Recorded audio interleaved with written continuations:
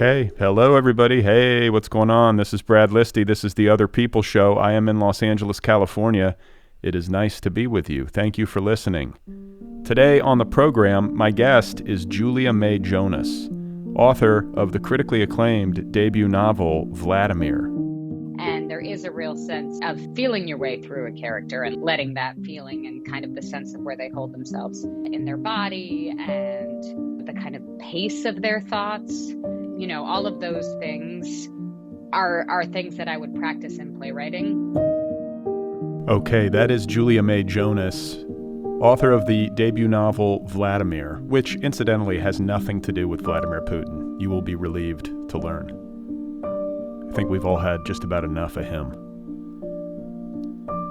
Vladimir is a campus novel.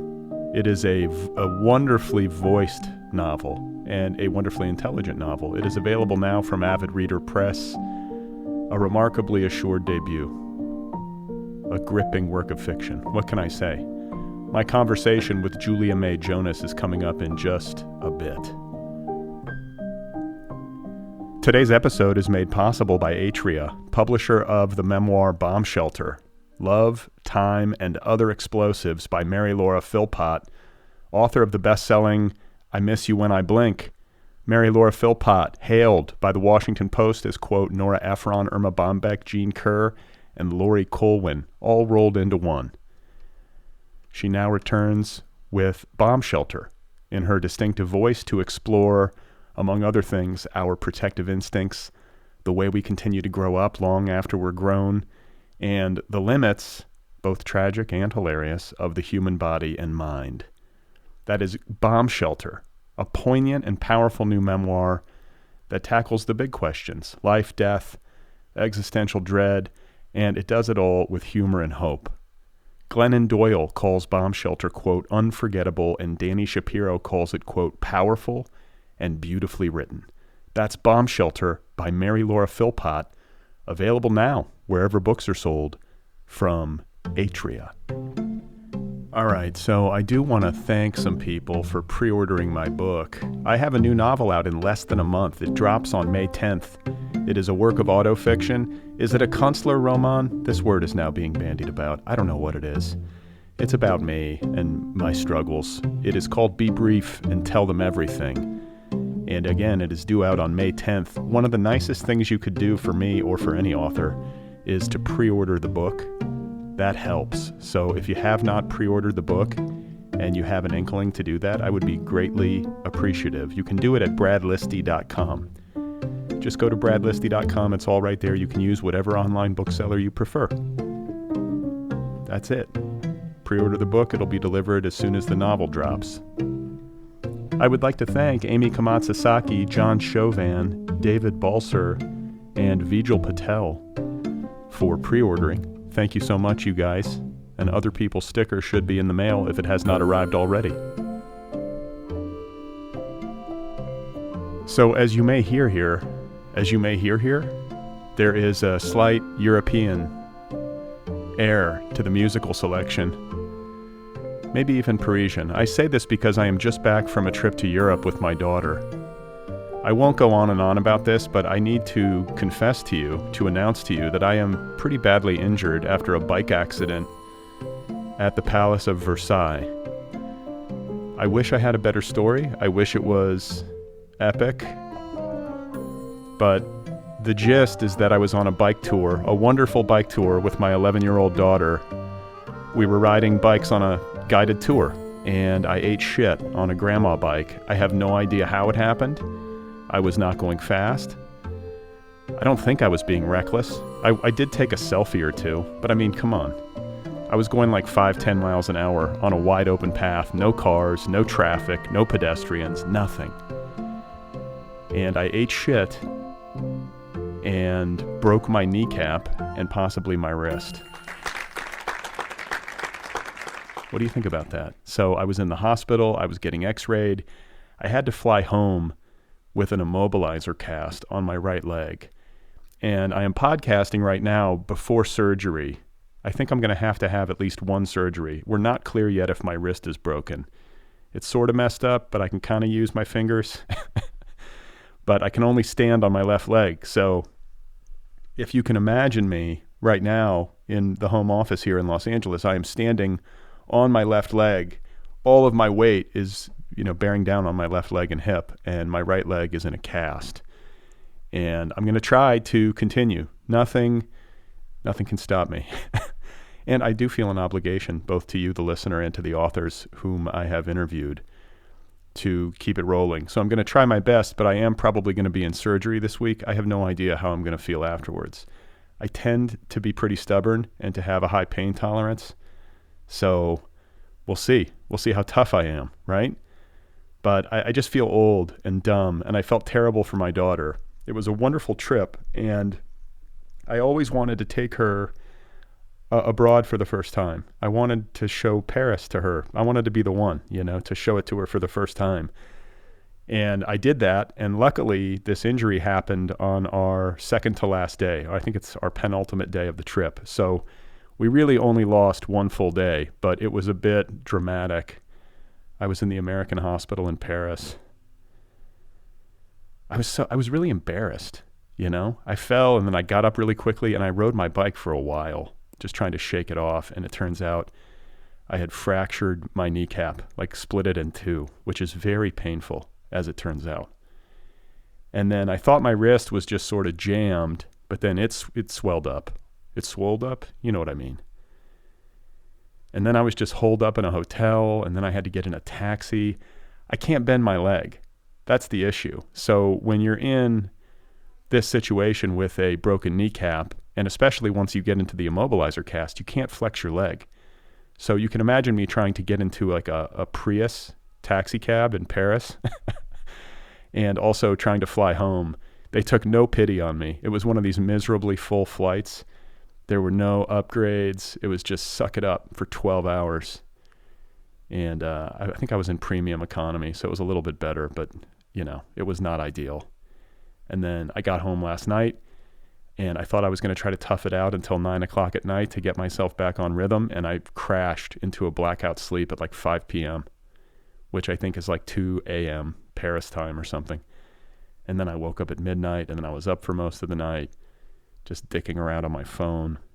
And then I kind of fell asleep for another couple hours just before dawn. You know how that is. So I'm a little bit out of sorts. I have never broken a bone in my life. This is my first time. And I'm really not good at being injured. I'm a very active human. I'm already planning my next bike ride, like a redemption tour. And it was such a good tour, too. I'm going on too long about this. I'm sorry, but it's top of mind. I just want to let you know what's going on. If for some reason I cannot podcast, I will let you know via social media over at Twitter or on Instagram.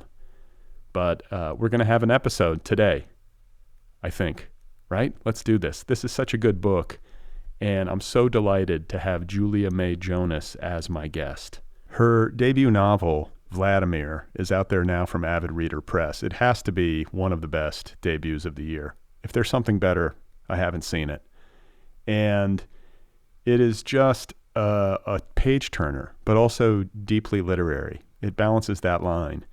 And I should say, kudos to Avid Reader Press. They're putting out books that do this very well, that sort of walk that line. So if you're a reader who likes those kinds of hybrids, or if you're a writer who's aiming for that sort of effect, Avid Reader might be a press for you. Julia May Jonas is a writer and a director and the founder of the theater company called Nellie Tinder, which you can find at nellytinder.org. And she teaches theater at Skidmore College, which we get into because her background in theater greatly informed the writing of this book, Vladimir, and helped her get into the voice and the mind of the protagonist in unique and interesting ways that will probably be of help to a lot of you out there who are writerly. So it was just a delight to talk with Julia May Jonas and to read her book. And I think we should get to the conversation because I got to get off my leg. I'm basically just balancing here like a fool. So here we go. This is my conversation with Julia May Jonas. And her debut novel, One More Time, is called Vladimir. I'm in Divisburg, Brooklyn. I'm sitting at my kitchen table looking at my kitchen, and then behind me is my bookcase. It's a great bookcase. Thank you. I can see like Franzen's Crossroads is right behind your head. It's like over your shoulder. That was recent. Did you like it? Read. It has. I always feel about Jonathan Franzen. I both like it, and then there's parts of it that I find, clumsy, but somehow I think about it all for a long time. Listen, I'm a fan, and I feel like he's great. And maybe misunderstood is what I would say sometimes. But he's certainly a serious novelist. And I think at first I thought, I don't like this one as much as I liked The Corrections. But then I think it won me over. I loved the Perry character. I haven't read it. I can't read anything except for books by authors that are on this show because of just like my time. So it's like, if I could get Jonathan, I mean, he's been on before, but I need to try to get him back. Maybe when they do the paperback, because then I will have the opportunity to read it. But I want to read it. I like the cover. Yeah, it's a good cover. It's a cover with a photo, which is similar to your book, which has a very alluring photo of a man in a green corduroy suit with no shirt on. Can we talk a little bit about that photo? So the photo was done by this artist, Molly Madelon, and then the whole cover was put together by Rodrigo Corral. And people ask me about the cover, but I only ever saw one cover. And then there was a video made by Simon & Schuster where they showed all the other options of covers, but I was only ever shown that one particular one. Wait. This is interesting. That you were only shown one. Usually it's like, here's a few. What do you think? Right. I think they felt so strongly about this one that they wanted to see how I responded. And I think they wanted to see if I responded, no, or, so that, and then they could move from there, potentially. I think they also just felt really strongly about the cover. But I loved it when I saw it. It's perfect. Yeah, I think it's perfect for the book, especially when you read the book and then you reflect on the cover. I think it adds more and more. It grows as you read the book. Yeah, I would agree, and I think too it's like very grabby. Like it's a cover that you notice, which is I think what you want. Yeah, and I think that it captures the essence of the book, which is also what I think that you want. Yeah, and I think it's funny. That's what I think is it's a little great about it. What's the word? I mean, funny, or like, is there a word like gauche or like something about like a dude lounging like that in a green corduroy suit is funny. Yes, it is. But I'm like looking at it, I'm like, and he's got like the gold chain. He's definitely got some confidence that I find admirable, or at least faux confidence. He also, I think the pose is quite classical. Really, that he's adopting, and potentially even like a classical female pose. In a way, that's often a pose you see women kind of in. And the gold jewelry, like this is another thing. Like the gold chain, sort of gone out of fashion, I feel like, but he's got a gold chain and a gold bracelet. Yeah, I mean, I think he looks incredibly stylish. Yeah, he's a very cool man. No, you have no idea. Like you're talking to somebody who has absolutely no idea how to dress himself. I have no innate sense of style. Everything that I get is picked up by looking out at the world. And so I'm incredibly impressionable. Like if I see something, I'm like, okay, this guy feels like he knows what he's doing. I remember going through a phase with Daniel Day-Lewis where everybody was like sort of celebrating his look or something. I don't know how I find this stuff, like in the way that one finds stuff on the internet. And I just feel like he always knows how to dress. Or, maybe it was that movie. But anyway, I got into a phase where I was like, this is how it's done. This is who I should be. I think there are certain people who have a sense of costuming, that they know that they can put together something that they can put out to the world as an interaction with what the looks are right now, potentially. Something that will surprise you. Yes, but like also will look like, of course, this is what they're wearing. Like it's this weird like hodgepodge of like, even it's like a hodgepodge of styles within a style, but somehow they pull it off and their body type is right for it or whatever. And they just kind of know what works. and I realize we're on a bit of a tangent, but what I often ask myself is, who makes these choices about what is trending? Like, it's got to start somewhere. Where is ground zero for these trends? Because everyone's like, oh, skinny jeans are out. Now it's bell bottoms. Like, this is what I'm hearing from my daughter. And I'm like, says who? Like, who's who's like, is it, what's the lady who runs Vogue? I'm totally blanking. Anna Wintour. Anna Wintour. I'm just picturing her in like some like, like Manhattan high rise, like at her desk, just like wrapping her like fingernails on the desk being like, skinny jeans are over. Like it's done.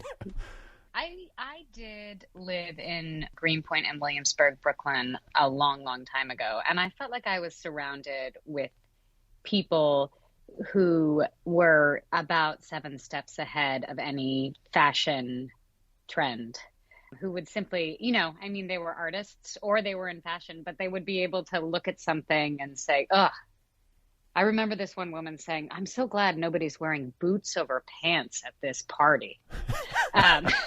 Like the confidence of that just bewilders me. Like that, she knows. She knows.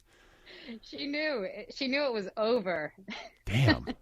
Well, I just want to say that I feel like Vladimir is ahead of the curve. I feel the Vladimir that is portrayed on the cover of your book. I feel like the shirtless with a green corduroy suit and gold chains look is imminent, if it's not already here in Brooklyn. And I want to get to the narrator of your book, who's really the star of the show. I mean, Vladimir is the cover boy, but the star of the show is the narrator that you've conjured.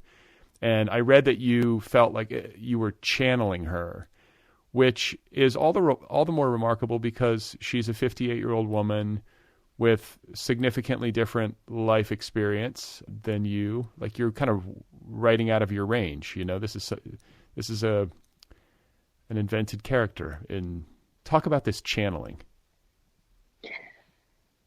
Well, I think, and I would say it kind of comes, the idea of channeling her, I think comes from my background of being a playwright, where you have to kind of get inside of multiple people's voices at one time.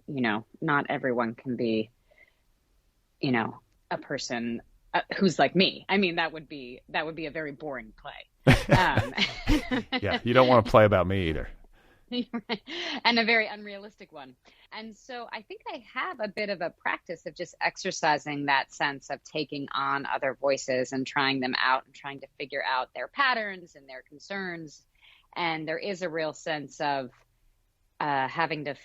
feeling your way through a character and letting that feeling and kind of the sense of where they hold themselves in their body and the kind of pace of their thoughts. All of those things are things that I would practice in playwriting, and they were something that I employed when I was writing her, and I mean, mostly because I didn't really feel like I knew how to write fiction. I wrote it as this long monologue. That's how I thought of it. And there were kind of fictional things that I felt like I figured out along the way. And I'm a great reader of fiction, and I've tried to write books before, but I always had kind of theatrical projects bringing me away, and so I never had a chance to really finish them. And this, because of the pandemic, I actually got to finish because there was no theater. Interesting. And I knew it had a momentum, and I knew it was the right time for me to write a novel as well. But it might not have happened had the pandemic not interceded. Probably, yeah, it's true. I mean, I had other things that were on the horizon that were planned. So because those got canceled, I was able to say, all right, well, nothing's happening. I can really spend the time and really work with this form. And because of that, I had I think unlike before when I had written fiction, I had the patience to really work with the form because I had all the time in the world. I didn't have all the time in the world. I have a daughter, and I recently had my son. But there was nothing. But because there was nothing else happening, I could devote myself to it in a way that I hadn't been able to do before, when it always felt like, oh, maybe I'll try and write a novel. Oh, would you like me to do a workshop? That's fine. I'll just put this to the side and I'll go do this workshop and I'll focus on this for a couple months. And then now coming back to this novel, I don't know. I'm not feeling it in the same way, So because that didn't happen, I think that was how I was able to kind of get inside of it. So that's a long-winded answer, but that using that kind of technique or that skill to channel the narrator and her voice and to put it forward was the place I started, and then, worked with kind of thinking about how to write fiction and the pleasures of writing fiction, what I knew I felt like worked. Okay, so wait, I want to ask you something about being a playwright, because you studied playwriting at Columbia, right? Mm-hmm. All right, so you're obviously a writer in that mode. Are you also a performer? Oh, I was when I was younger, but not anymore. Well, what does that mean? Well, I think you can't get into theater as a playwright. There's no ground floor of playwriting. You either get into theater because you were performing in plays or because you were on the tech side or something like that. I don't think it seems like a job to people to just write a play. But so I did go to undergraduate. I went for acting, but I quickly realized I did not want to act, and so transitioned to writing and making things. What was it about acting that you didn't like?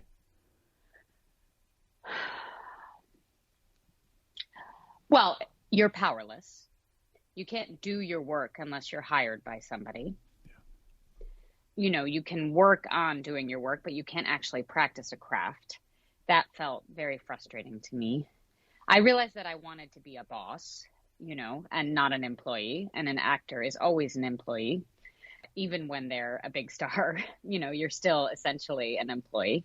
And then also I felt like at the time that I didn't like all of the attendant things that came with being an actor. Just that the way you had to hustle, the focus on appearance, all of these things that, it's an unpleasant life.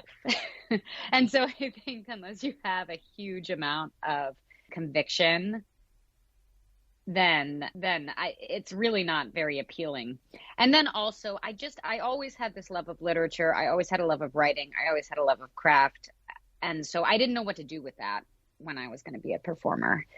I thought it would just kind of live on the side. And then I realized, oh no, that was where, my interest really was. Okay. So you conceive of this narrator who is unnamed as a kind of monologue. That's the comparison that you're making creatively in your mind as you set about writing this novel. This is like a monologue as would be given on the stage in a play where a character is sort of telling her story and making her case.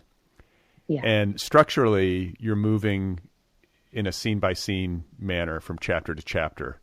Yeah, I did focus on something shifting by the end of each chapter because not kind of guessing at how to write fiction, I was like, well, I think it'll probably be compelling if something changes by the end of each chapter.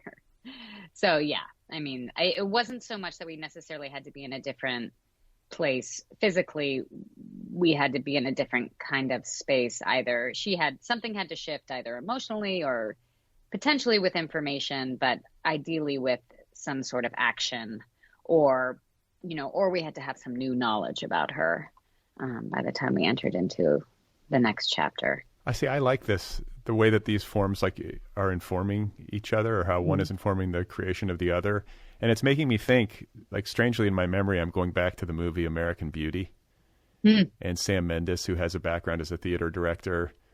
And that was his first film, which won all these, I think it won the Oscar. But I remember reading about the way that all the staging and framing of the scenes or whatever was very reminiscent of the theater, because that was his area of expertise and his background. So how else would you make a movie, right. other than to kind of frame each shot as if people were on a stage, and it's all kind of contained in one shot. But I think that it yields interesting creative choices. And I think that it also has obviously yielded a narrator that is really exquisitely voiced.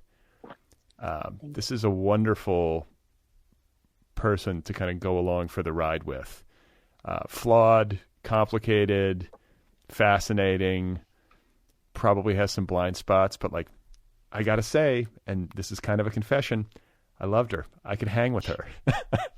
She's not, I mean, I couldn't hang with her in every situation, but I just think like there's something sort of honest and truthful in her presentation on the page that felt just great to me. And maybe sort of, I don't know, medicinal or like I just felt a sense of relief almost. Not because not because I agreed with every single thing, but it was just such a pleasure to read somebody being this honest. Was it a pleasure to write for those reasons? Yeah. And that's so interesting what you say about it being a relief, because I was recently reminded of this because I was reading a kind of mid-level children's book with my daughter, and all of the children in the children's book are so good. And it is oppressive. It is oppressive how good they are. Yes. And it feels unrealistic. And I watch my daughter who, has breakdowns, who screams at me, who all of these things that are completely normal kid activity, but never show up in this literature. And I talked to her and I said, these kids aren't realistic, that this is not how you shouldn't feel all this guilt and shame about being who you are because of reading something like this, because these kids are perfect. They are never sassy to their mother. They seem to only love their father. They're full of bravery and kindness. So, and I remembered that I would also find the literature of my youth, including things like Anne of Green Gables, Little Women, all that kind of, all those books about heroines that are geared toward, I guess, teenaged women in a way, that I found them. I felt like I couldn't breathe when I was reading those books, although I loved them. I remember just feeling like a huge amount of guilt and shame for having different kind of feelings because there was this kind of perfect world presented with these heroines. You know what I mean? I do. I mean, I feel like I don't know. Everything's gray to me. And yeah. I don't get as emotionally invested in the hot debate of the day as maybe some do. And I can sometimes feel deficient for that because I'm like, wow, everyone's got such strong feelings. Like, why do I feel like nothing, basically? Or why do I feel repelled? Like, I don't want to deal with this. Like, I don't want to, I don't want to weigh in. I'm not ready, and maybe that's a flaw in my character that I lack moral clarity. Like, I'm willing to consider that as a possibility. But I also sometimes think like, maybe it's okay. Maybe the world is gray. And I feel like, this character, she's got a lot going on. It's not just that she's raging against like the political moment of the day or the way that the ground has shifted beneath her feet over the course of her life and career. She works, and we should orient the listener a little bit. She works at a university and has been a tenured professor there along with her husband in the same department at a small, expensive liberal arts college in upstate New York. Is that accurate? Right. That's right. Yes. Okay. So that's where they are. This is a campus novel, and it's a novel about, I guess, an affair or an obsession, a romantic obsession that this narrator has for Vladimir Vladinsky, who is like the hot young experimental novelist who's just been hired into the department that becomes the object of her lust. Right. Okay. I would say also against the background that her husband is being investigated for past inappropriate relationships with students when the novel begins. Right. So he's being like, and this is like long after the fact. Like, it's like, this isn't something that happened recently. They're almost 60. And now there's this like, list of women in the present day who are kind of retroactively accusing him of misbehavior and petitioning for the university to fire him, basically. And what's interesting is that the narrator, his wife, they have an open marriage and have for the duration, is sort of disgusted by the women who are making this case. She's not, I mean, she's got some anger at her husband, but I don't think it's directly because of that. It's for like other reasons almost. Right?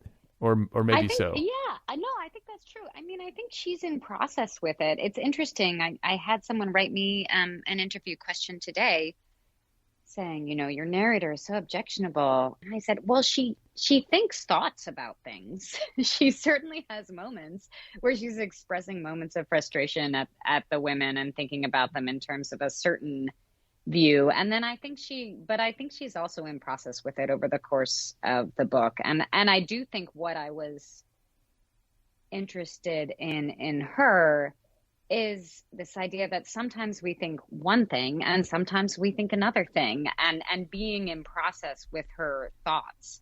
Sometimes we can, cut down our students with a huge amount of, with this satirical gaze. And sometimes we 100% see why they're right. And usually we hold both of those ideas in our mind at the same time. That's right. That's right. That's what I love about it. And it's like reading the thoughts, your book is like reading the private thoughts of an intelligent, self-aware, flawed human being who isn't editing herself because of the thought of public consumption or how it's going to be received on social or whatever it is. Like, this is the whole thing, which is why it's so satisfying. And, you tie to that the fact that it's about this particular subject matter and it's this particular kind of story. And I just think it becomes really subversive and compelling. And there's also a lot of, obviously there's a lot of gender considerations in the ways in which aging women are treated by society. And there's a lot of anger in this narrator.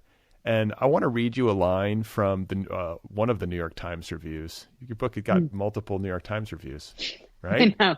As one does. And there's a line, and forgive me, I didn't write down who the critic is, but I want to read it to you because it struck me as being really astute. Maybe you disagree, but I thought it really kind of captured something essential about this book and this narrator. So the critic says, quote, "The vengeance of the narrator is directed specifically at her husband and more generally at a world that denies women, especially of a certain age, the ecstasy of transgression." And I found that to be, that holds a lot of truth in so far as my perception of this narrator goes. We are seeing her in this story transgress purposefully in a multitude of ways. And like you say, she's in process with it. So she's sort of processing her desire to transgress and the transgression itself in real time almost as it's happening. But does that resonate with you as holding some truth in terms of your intent? Yes, I think so. Yeah, I mean, in terms of my intent, I think about the action that she takes, which is really, other than her thoughts being slightly wild, I don't think she actually has any sort of, she only does one small bad thing. I think people think of her as being kind of, again, like morally reprehensible, but I think it's more that she's thinking through things for most of the book and then does one small bad thing, I think. And not to downplay her. I don't want to get in trouble. But to me, she becomes, yes, entranced by the idea of potentially being able to transgress in a way that she feels like she's never been allowed to do for her entire life. And that moment where she transgresses, where she crosses that threshold from essentially basic, normal human behavior to really subversive human behavior. It's like a moment, it's a moment where she does it. And the moment after she does it, she wishes she could take it back. And so I do think but I think it is about, in that moment, there's a real seduction to, for once, doing something fully wrong. Right. Where did the book begin for you? Because there are obviously major plot twists and, you obviously have the ending often in mind as a writer. Like once you know the ending, it becomes easier to do a novel, I think, because you're writing towards something. But I'm just curious to know where it started for you. Yeah, I mean, it started as the initial impulse I wrote out as a play, but it was a very different kind of play than the book was. It wasn't centered on this particular plot point. It was multiple characters kind of riffing on desire. And it wasn't going to be a successful play, and I put it to the side. And then when the pandemic happened and I was thinking about writing prose, I kept thinking of that narrator the narrator of the book, she had stayed with me for a long time. I kept thinking about her. I kept thinking about how I could use her in something. And so I thought about writing that. And I did have an image, and a final image in my mind, not the very final image, but kind of one, I would say like 5/6 of the book through, there's this image, and I knew I had that in my head. And so I was kind of writing towards that image and seeing if I could get there. And I guess you don't want to spoil, you don't want to talk about it's okay. No, it's in the prologue. It's this image of Vladimir Listi tied up in this chair, zip tied to a chair. Right. Which is how, that's the opening punch of this book. You're just like, oh, okay. So I guess this is how it's going to be. Right. And I want to talk a little bit more. We discussed your playwriting background and the work that you do in theater and your education in theater and playwriting. And I was asking you about performing because I'm wondering, with a novel that's as voicey as this one, if you got performative in the edit. I know I read somewhere that you were reading it aloud in the edit to kind of iron it out. And I think a lot of us do this. I think I might even read aloud as I'm writing sometimes, but sometimes it's good to hear it. And I'm wondering, with the novel that's like this voicey, and with your background in playwriting, is like, were you performing this in the edit? Like, did you need some room and some quiet space so you could really get into character? Well, it's interesting. I mean, I read for flow and for repetitions mostly. So I didn't necessarily read for character, because the character, I think I would have distracted myself because I'm not the right type for that character, right? So if I had really acted it out, I think it actually would have been too distracting, because there would have been I would have felt a self-consciousness around it. So when I think about acting it out, I mean, I'm one of those people that I can't really write in a coffee shop because I close my eyes and I type so that I can just be inside of the feeling of it. So it's more about that kind of like really feeling the character. That was how I stayed with her voice. And then when I was reading it out loud, that was for a different kind of bunch of technical reasons.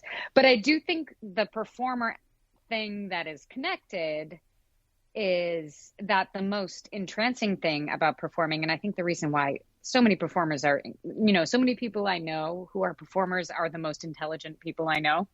And I think people don't necessarily understand that, is because of what a high you get from being able to recognize and recreate emotion, the real specificity of emotion.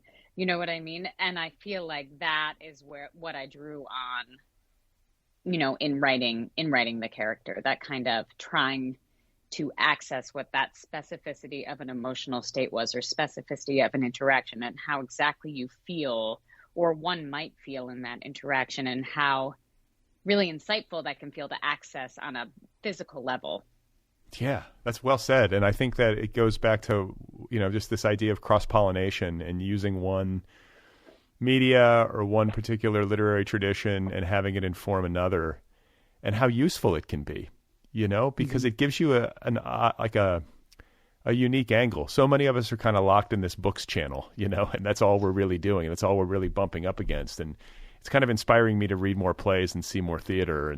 And the moments that come at you that are usually the best are often ones that take you by surprise when you're writing, where you think, because your conscious brain, your conscious brain has to be responsible for the whole thing. And what I actually really liked about novel writing as opposed to playwriting is it was a lot more conscious. It felt a lot less accidental than writing plays, which really feel like they rely on, kind of getting into a mode and then hoping for magic to happen in a way. Whereas novels felt much more like clay to me, really something I could work with, something I could look back at a paragraph and say, okay, I know how to fix this, or look at a chapter and say, okay, I see this, I can move this around. This feels tactile in a way. It felt like something really workable. I could look at it. It felt not technical, but unlike a play, which feels like kind of magic. I mean, plays are like magic tricks. They're like jokes. And in the same way that a comedian has to work out the perfect wording for a joke in front of an audience to see how it hits. I mean, you can't edit a play until you're really working with it, with actors in front of people, with design elements.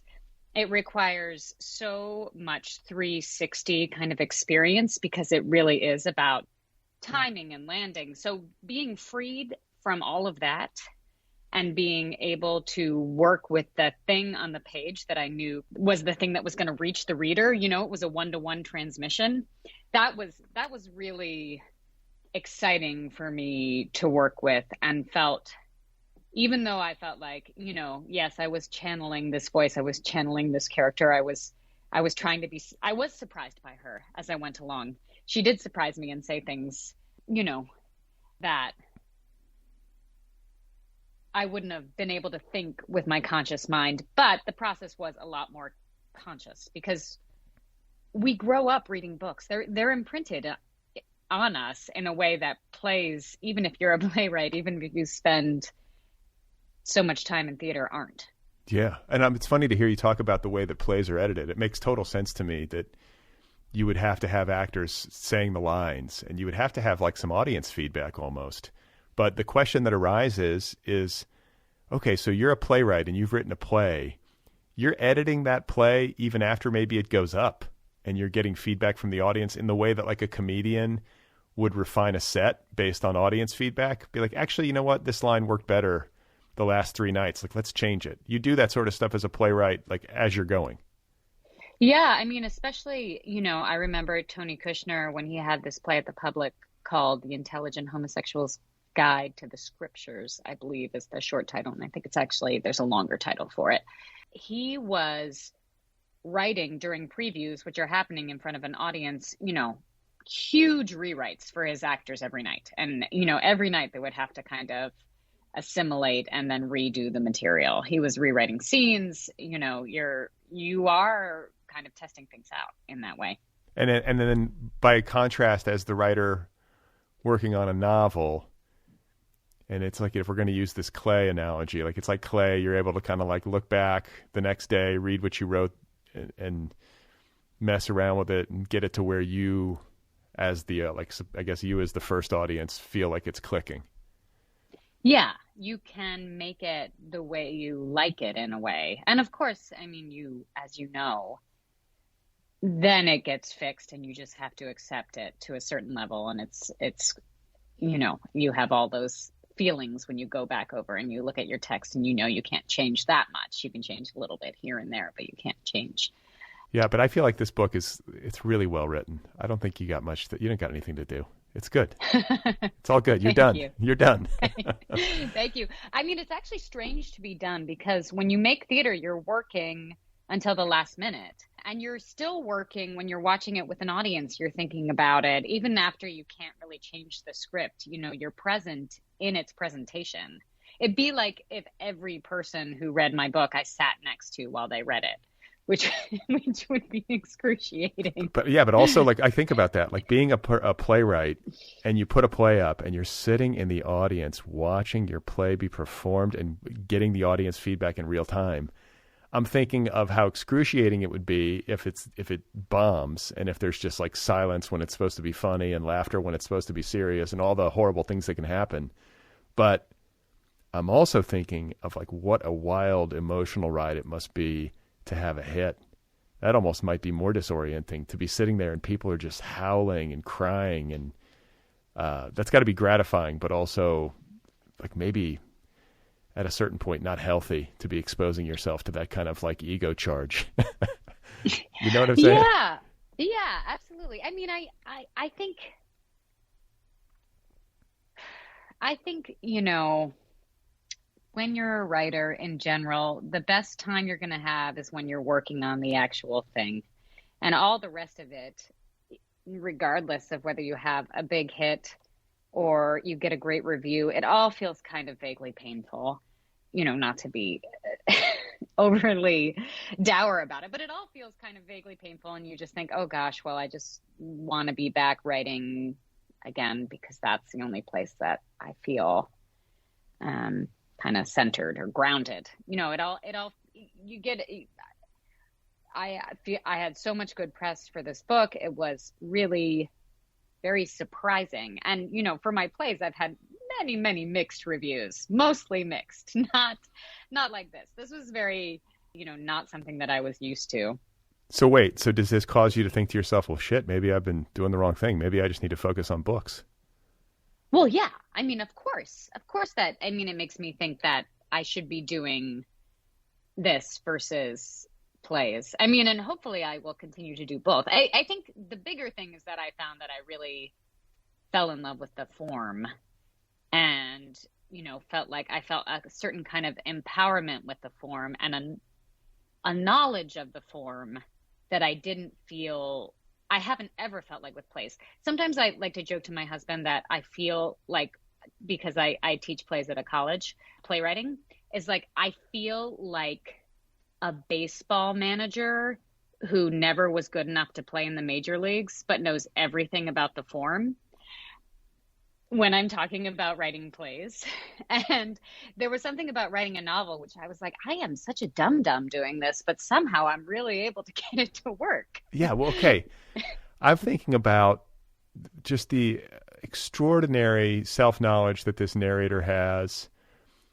There's a lot of emotional intelligence in this book. And it's also a narrator who is covering dicey terrain and doing so in a subversive way, like in this unfiltered, uncensored way. So there's a certain fun and glee, I'm sure, that goes along with writing that, but it's also pretty easy to screw such a thing up, especially in this day and age.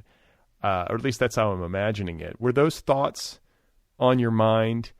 It's kind of a big, broad question, but I can't help, as I think about the book, to want to ask, like, how did you do this? Like, there's really like such an incredible amount of imaginative power in your rendering of this narrator, and just the sophistication of it, and the knowingness of it, the lived-in quality of it, that I found so impressive.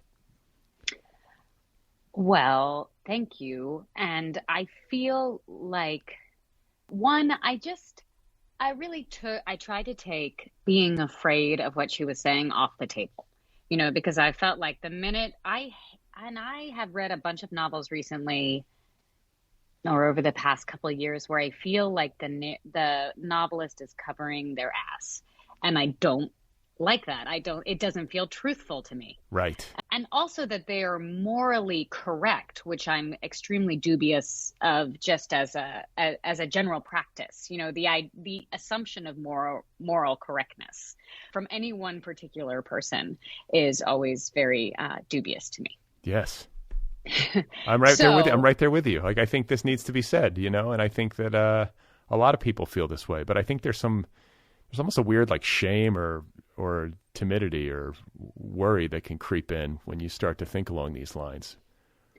I think it helped, again, that it was my first novel and that I was writing it in this total vacuum of the pandemic, where I wasn't necessarily maybe interacting with people that much or that often. It felt really hermetic. In a way, it felt like, it's just a Word document. What are you going to be afraid of? Right. Yeah, exactly.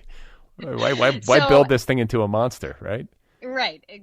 Why am I? And I think I also, benefited from having no really idea. I didn't have an agent when I wrote it. I didn't have a fiction agent. I knew nothing about trying really, like, the steps to get it published, other than my husband has written books, although he's a crime writer. What's his name? Let's give him a plug. Oh, it's Adam Sternberg. Okay. He wrote The Blinds, Shovel Ready. And so I'd seen him write. And the main thing I took from him is, like, you have to write every day. Plays are bursts and novels are slogs. You have to sit down, you have to write.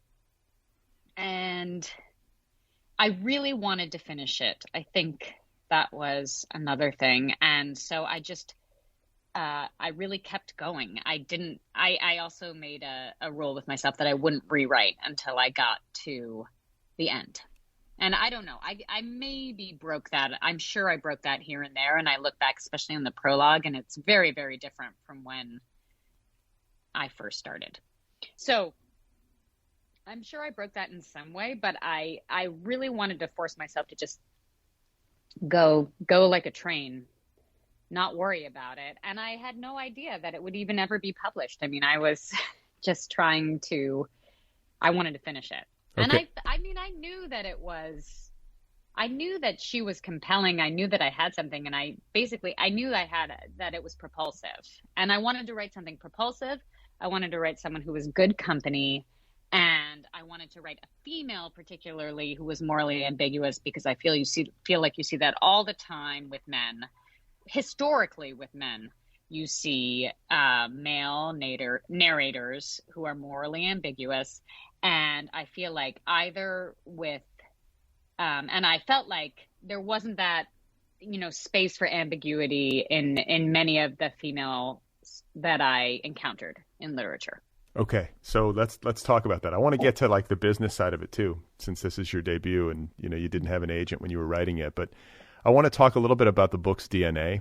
I'll tell you what it evoked for me.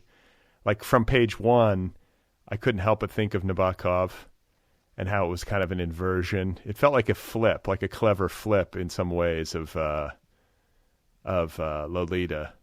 I don't know, just like not in a one-for-one way, but just like it evoked that, and it evoked a kind of coming at it from a female angle. It also felt like Cheever-ish in the same way, in the same kind of flipped way. It felt like a book written by a woman, voiced by a woman, that was in some ways responding to all of those literary men, especially of like the 70s. I don't know, 60s and 70s. That's what it was evoking for me. Is that anywhere near the right range? And yeah, can you talk about other books that maybe inspired you, to create this kind of story? Yeah, I mean, I was definitely interested in Nabokov, and he has his fingerprints all over there in many ways. Certainly Lolita, even more so, I think, Laughter in the Dark, which is much more of a kind of fable. It's like the fable version of Lolita, which he wrote earlier. And that's a book that I really have always loved. And I just find just a total pleasure to read, and is so entertaining. And, I love and have always been fascinated by that, exactly as you say, that swath of 70s male writers, Updike, Roth, Cheever. Well, maybe, I mean, Cheever in a certain way, but I think I was thinking particularly of Updike, Roth, and Bellow, who, the intensity of their gaze upon women and the way women kind of seem to. Well, I'm like nodding my head because I read, God, why am I blanking on? I always blank on the name of it. Humboldt's Gift. I read Humboldt's Gift during the pandemic at some point, because I have like these embarrassing blind spots in my reading life where I'm like, I think I read The Hanging Man years ago, but I was like, I haven't read enough Saul Bellow. Yeah. I was like, this book could not get published today. Right. And it won like the National Book Award or something. And it was also like embarrassingly dated in its misogyny in some ways. I guess it's all filtered through a character, but I really reacted to that book. I was like, whoa, like, what is this? And I don't know. Is that one of the books that you might have been responding to? I could imagine how a woman would read that today and be like, okay, let me give you my take on things. Yeah, I think I was thinking of that. I think I was thinking of Herzog. I was thinking a lot for him. Similar kind of obsession with looking at females as kind of objects and catalysts. And allow me to say that I love all those writers, and partly what I actually took from them too was just that sense of being really good company and feeling really cozy. Right. I think they are such cozy writers. Yeah. And I feel like Jonathan Franzen, that's why he's also so, does so well, is he's just so cozy. You just sit down with him and it feels like a Afghan, I think, of words. Well, listen, I know there's space in the world for experimental, writing and writing that is really like abrasive and challenging and uncomfortable. Like I don't want to try to like foreclose on the possibility of that, but you know, for anybody who reads a lot, unless you're a very particular kind of person, those have to come in small doses, those kinds of super ultra challenging works. Like I don't know anybody who sits around reading those all day long every day. For most of us, like we want to be told a good story. Mm-hmm. We want to engage with a narrator who's good company. And as writers, and I'm speaking like I'm totally projecting my own failures here, but I'm like, I think it, for whatever reason, can often be easy to forget those kinds of elemental concerns. Like, be good company. Make the book, as you say, cozy for the reader. Mm-hmm. Like, why does that get lost so often? Yeah.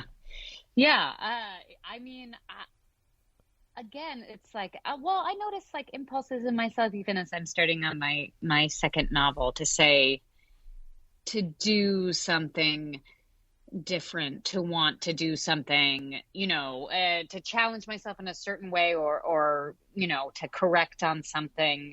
So I think sometimes we get in our heads about what the real pleasures of a novel can be. But I wanted to be pleasurable. You know, that was certainly something I thought about. And so I drew on, you know, a lot that I found pleasurable about specifically those 70s male writers, but also, you know, she's very all over the place these days. But Iris Murdoch, who I've always been a big reader of, her books are, you know, they're full of food. They're full of people expressing really ridiculous opinions all of the time, you know, and her object is always to give the reader the space to react, which I think sometimes when people ask me like, how, you know, do you feel like your narrator is morally redeemable? I'm like, I just don't feel like that plays any place inside of the book. I think morality is what happens in the space between you and the book.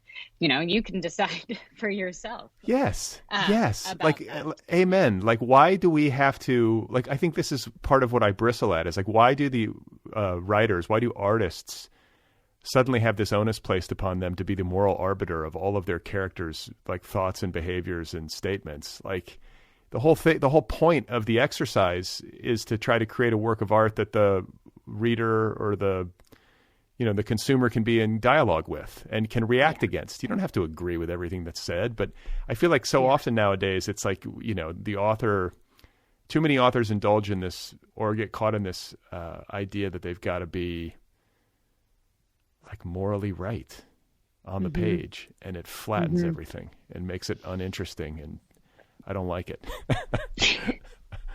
Yeah, I mean, and it's always, I think the most tricky thing, I think what trips people up the most is ambiguity, is whether they can't tell if something is right or not. Because I think obviously, you know, people love crime. There's no issue in people reading crime novels in which people, you know, and being inside of a murderer's head.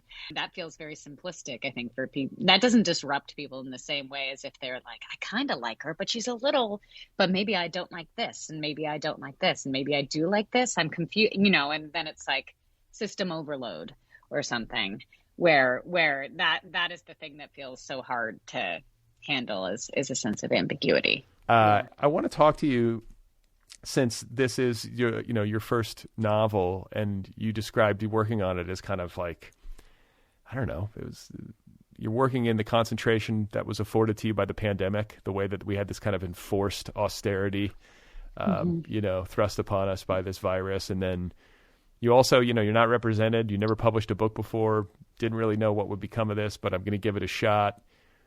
Feel like I have something, and then you get it close to the line, or you get it over the line, and you start to say, well, okay, I think it's time to, you know, see what I can do with it. And can you just talk about that part of the process? Like, what did you do once you had the manuscript and you needed an agent?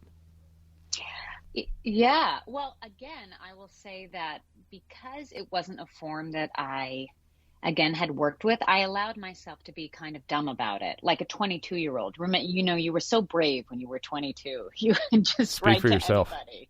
and say, well, I mean, I think I was more brave in a certain way. And then certainly about approaching maybe artistic directors of theaters or things when I was younger. And then I got more, scared, deferential, nervous, all of those things as I got older. Or feeling like, I don't know, is it the right time or is this the right mode or something? But so I allowed myself, and I think out of, one, it had to do with faith in the book. I felt like the book was good. I've read a lot of books. And I felt like, I thought I have something here, this feels, I believe in it, I guess. Yeah. For lack of a better word. It stands up. It can stand up next to the books that I've read. It stands up. Yes. And then I used to share a workspace with a guy who was like a scout for Hollywood, a book scout for Hollywood. And so I wrote to him and was like, who are agents that I could send this to you? And can you give me a list? And I sent him the book because he's also used to be in publishing.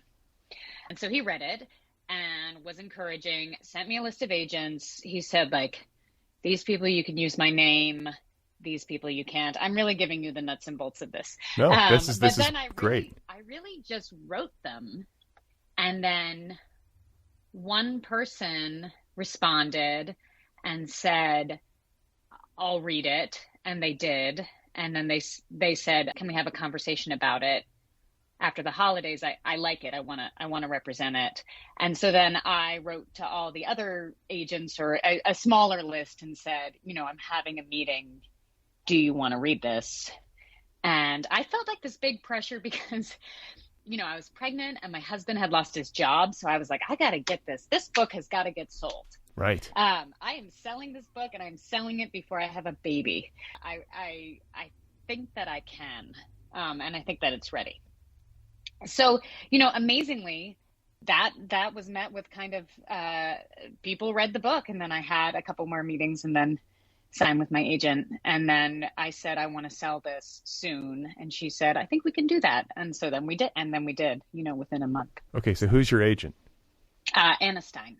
Okay. So Anna Stein represents it, takes it out with not like a lot of back and forth. Like you were on an accelerated clock and you also felt good about it. I'm sure you did a little noodling, but like not like I've heard stories where it's like, we spent 2 years on it and yeah.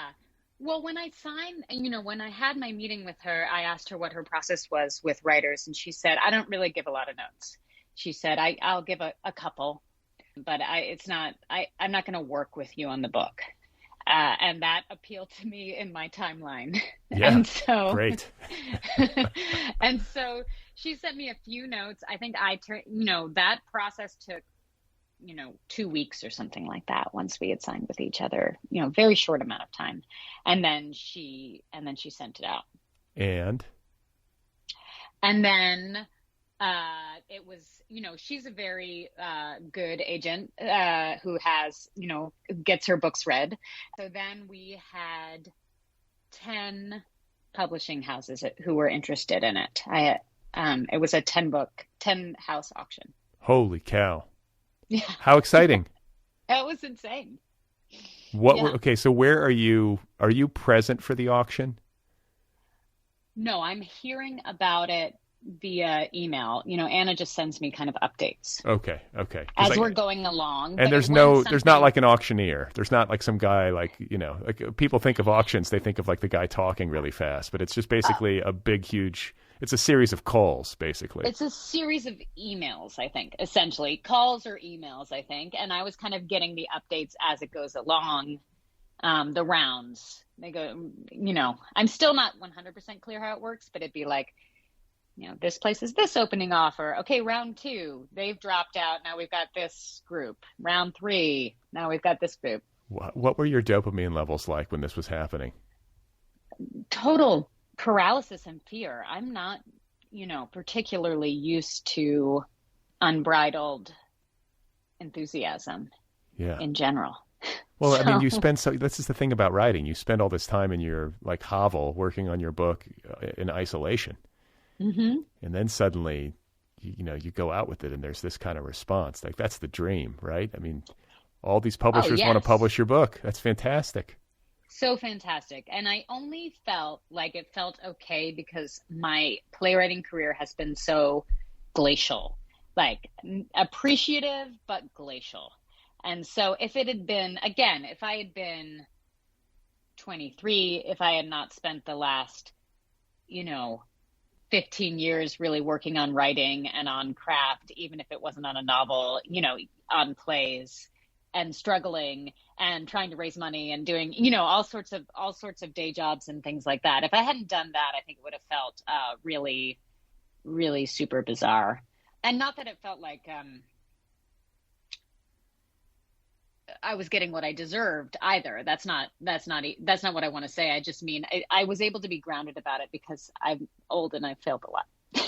There you go. Well said. But I mean, I think there is some humility that goes along with that, but there's also a sense of the victory maybe being more earned. Like you've done the work, you've taken your lumps and, gone through the process. And, as I'm listening to you talk and I'm thinking about this playwriting work that you do and how glacial things can feel, I'm reflecting on reading I either read Eve Babbitt's recently or read about her recently, where she was talking about other tracks that her career, and she just passed away. So she was talking about other tracks that her career had taken early on and how they were more glacial and difficult. Yeah. And then she started writing and almost writing for magazines like Rolling Stone. And that's where the prose first began to find a home. But almost right away, things started happening. And she said something to the effect of, and I'm paraphrasing, you should pay attention to, when you do something, you don't have to tap dance for your supper or something. That's usually a good sign. Right. When things move. And I think some of us never have that experience, but if you ever do, you should probably pay attention. Yes. Yeah, I think so. I certainly felt that way. Okay, well, this is the form that feels right. But I will say that I felt that way about the writing too. It felt like a different kind of pleasure and a different kind of facility and flexibility, I think. I want to ask you about adaptation, especially since you have a background in playwriting. Have you ever considered taking Vladimir and adapting it for the stage? And I can see how there might be interest for a screen adaptation, whether it's a limited series or a film adaptation. Yeah. I mean, in terms of going to the stage, I felt like writing Vladimir was such an airlift out of writing plays in a way that I don't really have a huge desire to put it back on a stage. Also because even though I say that it is a very long monologue, it would be a very bad long monologue because it is too long and it requires all of her kind of going backs and forth and her history and her interiority and her opinions and all of that stuff. That's actually all needed to make the book work. I was just going to say this is a very the beauty of this book, or so much of the beauty of this book is the interiority of the narrator. Yeah, and that's not really actually theatrical. That was kind of the permission that I took, knowing that I was writing fiction, was that ability to get inside of her stories and her digressions. All of that stuff would get cut if you put it on the stage. And so it's not really good for the stage because the stage is not that. The nuance, I think, in plays comes often from performances, which is why good performances can make or break plays. But it's hard to have nuanced writing. It tends to be, well, what I would say is plays tend to be about subjects and novels tend to be about characters. And so that's where the kind of split I see. So no Vladimir the musical. No Vlad the musical. But yes, there's some circling of adapting something into a miniseries, and I think if the TV is so fun and open these days in the ways that it could be worked with, right? That I think there's ways and film allows for a sense of interiority, even as you're not registering that, simply because so often you're looking through someone's gaze at something, or there's an assumption that you're looking at someone in a certain way versus a certain way, and you can be with them. Yeah, you can get a sense of an inner life in ways that you can't in a play. So that is interesting to me. Is there an actor attached? Do we have an actor? I think I'm not permitted to say just now. Uh-huh. So I'm right. There is an actor attached. Possibly. Theoretically. We'll see. Has this actor won an Oscar? I don't think so. I don't know. Not I don't yet. know all the people that have won the Oscars. Maybe for Vladimir. Maybe this will be a film. Who knows? This could be the breakthrough. Well, I loved it. And I think, like, for a debut, it's astonishingly assured. And I also loved listening to you talk about how when you finished it, you were like confident in it. Yeah. It's the way you should feel. You do all that work. Hopefully you feel good about it. But it's also nice to hear somebody just say that. Like, yeah, I thought it was ready. I was confident in it. Like, too much self-effacing behavior among authors, I think, is what I'm saying. Sometimes it's good to just plainly state that you're confident in your work. Yeah. Well, I hope that it doesn't come off as, insufferable. But I do think there's something, I mean, you can't be so self-effacing because then you would never finish anything. You can't hate your writing so much that you can't get to the end of it. There has to be some part of it that keeps you going, that you feel proud of. Do not let doubt reap what was sown in faith. That's right. That is. See, I did my homework. This is something that you said to yourself during the writing of the book, right? I did. That was like an inspirational quote that my daughter tacked on her wall, and I saw it on her bedroom wall, and I thought, wow, that's very profound. And right. I should take advice from my daughter more often. I'll take advice from my daughter's inspirational calendar, and I think we talk ourselves out of our good ideas all of the time. I think that's human nature, and so with this, I felt like I could talk there's an option. That option is always there to talk oneself out of something, but maybe for this moment, I'm going to try and resist that and just see what happens. Because what's the worst that could happen? Well, I'm very glad you didn't talk yourself out of this one. It's a superb novel. It's an astonishing debut. Would be a good book if it was your fifth book, or you know what I'm saying. It's just a terrific story, and congratulations to you on all the success that you're having. I always ask writers this at the end of the conversation, but you're working on another novel. You mentioned it a bit ago. Can you give us any hints as to what it's about or what you're dealing with? No. Fair enough. I will not press. I understand that superstition or that desire not to talk about something before it's really formed. I'm very superstitious about that. I didn't tell anyone I was writing Vladimir until it was done. What will the cover be like? Can we at least get there? Do we have any idea? If there's no clue. No clue. Perhaps another shirtless male in a different ensemble. We have no idea. That could be a good prompt. Just write a book for a shirtless male on the cover. It could be like a collector's set. You could just get a set of Julia May Jonas novels that are just nothing but shirtless males on the cover. Yeah. Well, I have loved talking with you. I know you got to run, but thank you for spending some time. Congratulations again, and best of luck with this mysterious new book. Thank you so much. This was a great conversation. All right, you guys, there we have it. That is my conversation with Julia May Jonas. Her debut novel, again, is called Vladimir, available now from Avid Reader Press. You can find Julia on the internet. Her website is juliamayjonas.com. She is on Twitter. Her handle over there is @Julia_May_Jonas. You can also track her down on Instagram. One more time, the novel is called Vladimir. Highly recommended. Go get your copy now, wherever books are sold. Available from Avid Reader Press. The Other People podcast is offered freely. Did you know that? Every single episode of this show, almost 800 and counting, is available to you, the listener, for free. The entire archive is on the web. It's on Apple Podcasts. It's on Stitcher. It's on YouTube. It's all there if you want it, free of charge. So what I'm getting at is that this is a listener-supported show. If you like this program, if you listen and you get something from it in particular, I hope you'll consider supporting it. You can do that for as little as $1 a month over at patreon.com/otherpplpod. That's Patreon, patreon.com/otherpplpod. There are different tiers, different levels of support, $1 a month, $3 a month, $5 a month, and so on up the chain. As you go up the chain or up the scale, you can get stuff. A t-shirt, a tote bag, a coffee mug, a sticker, a book club subscription. I will wish you happy birthday. I will write you a postcard. Patreon.com/otherpplpod.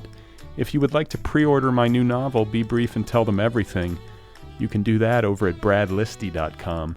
Once again, that book, my new novel, drops on May 10th, so less than a month away. Pre-order it if you are so inclined. I would be grateful. You can also sign up for my email newsletter. Did you know that I have one of those? You can do that at the show's official website, otherppl.com or bradlisti.com. Either one. Just look in the left sidebar, click on email newsletter. It's easy to sign up. It only goes out once a week. That's it. I'm not going to inundate you. I'm not going to bury you in emails. I just send out one email a week. I announce the new episode, and I give you a list of like 9 things or 8 things in addition to the new episode that have caught my eye on the internet. It's pretty basic, but it's also, I think, useful, hopefully. It's writerly stuff and readerly stuff and things that are germane. So if you want to sign up for my email newsletter, it's free. Just go to bradlisti.com or otherppl.com. If you want to subscribe to the YouTube channel, the entire archive of this show is on YouTube. It's free. Go to YouTube if you're a YouTuber. Look for the podcast by name, Otherppl with Brad Listi. Click subscribe. It's free. If you want to get the Other People app, this podcast has its own official app. Search for it by name, Otherppl with Brad Listi. It's free. It's a good app. It's a nice way to listen. It's all right there. Otherwise, stay tuned. We'll see how I do with my injury. We'll see if I come back from surgery and I'm able to move around a little bit and get to the microphone and stand up for a little while on one leg. If I am not, I will have my crack social media director, Joseph Grantham, announce my status on social media, and we'll just see how this thing goes. But wish me luck. I'm sorry I got injured. I feel dumb. I'm mad at myself. This should only last like a year or 2. I tend to be hard on myself. Maybe I'll never forgive myself for getting injured on a wonderful bike tour with my daughter. We were having such a good time, and then I screwed it up. So, I guess I gotta live with that, huh? Anyway, it's a memory. Thanks for listening. Hope you guys are doing well out there. I will be back, I hope, soon.